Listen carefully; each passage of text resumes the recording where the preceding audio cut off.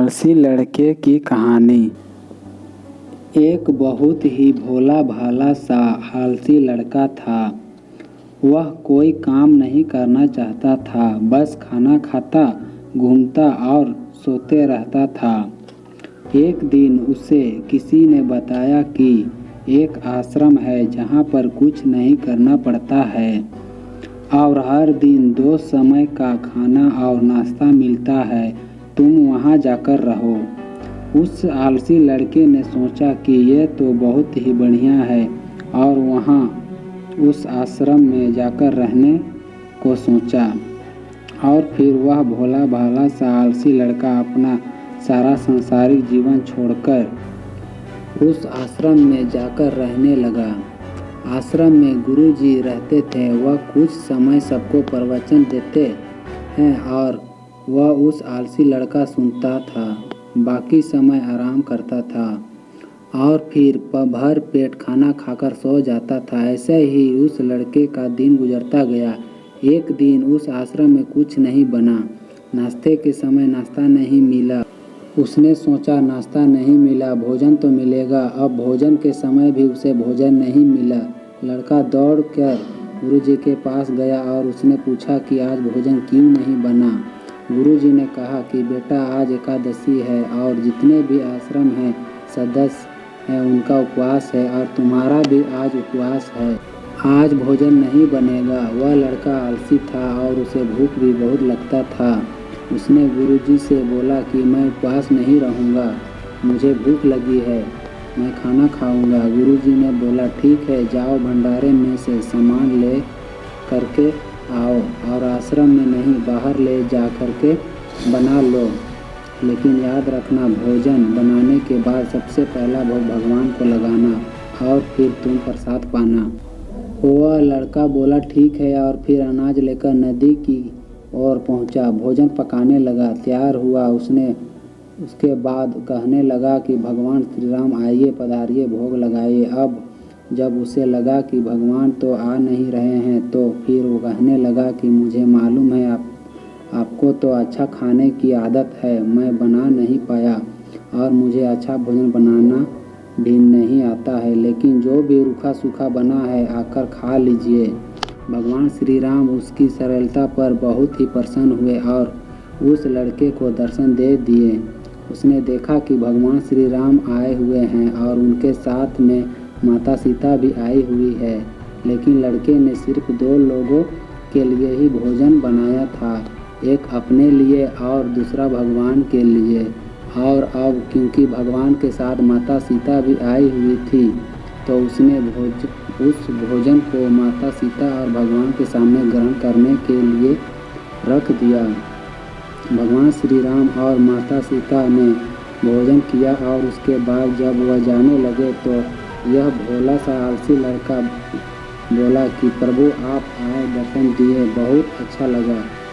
मुझे खाने को कुछ नहीं मिला, लेकिन कोई बात नहीं, लेकिन आपसे एक विनती है कि अगली बार जब आप आएंगे तो कितने लोग आएंगे यह बता दीजिए ताकि मैं उतने लोगों के लिए भोजन बनाकर रख दूं। भगवान श्री राम मन ही मन मुस्कुराए और फिर अंतर ध्यान हो गए।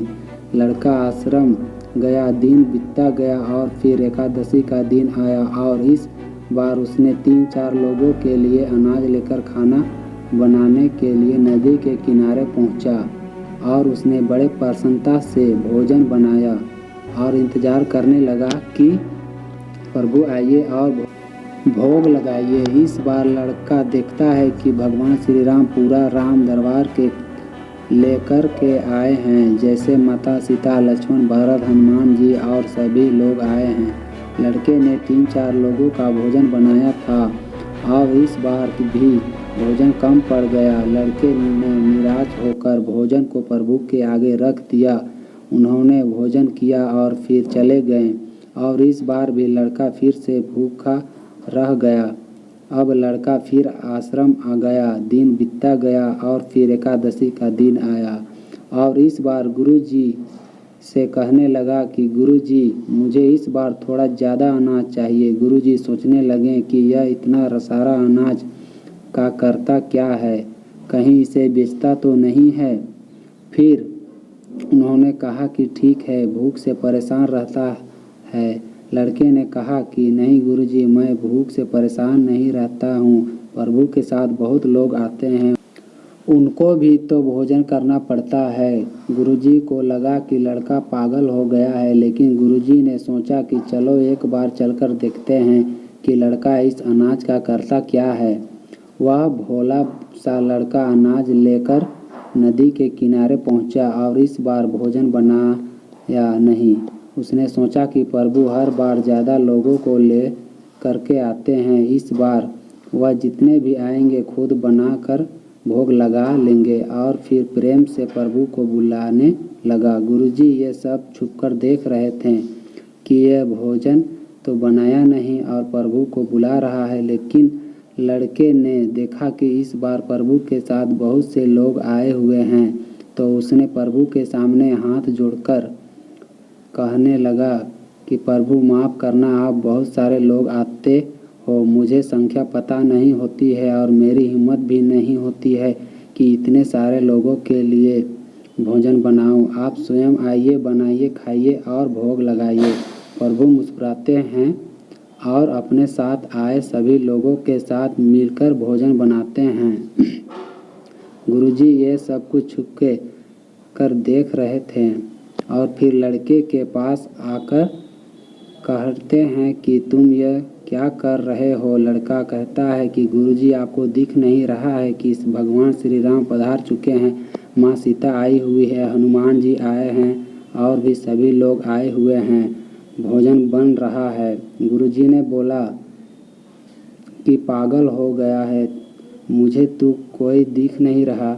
लड़का गुस्सा हो गया और बोला, प्रभु आप ये क्या कर रहे हो, एक तो मुझे भूखा रखा है और गुरुजी को दर्शन नहीं दे रहे हैं, जो मुझे पागल समझ रहे हैं, कृपया करके गुरुजी को दिख जाओ। भगवान बोले नहीं, इन्हें नहीं दिख सकता। लड़का बोला क्यों नहीं दिख सकते, मेरे गुरुजी तो बहुत महान हैं, बहुत बड़े ज्ञानी और ज्ञाता हैं। भगवान बोले हाँ, ज्ञानी ज्ञाता होंगे, लेकिन तुम्हारी तरह सरल नहीं हैं।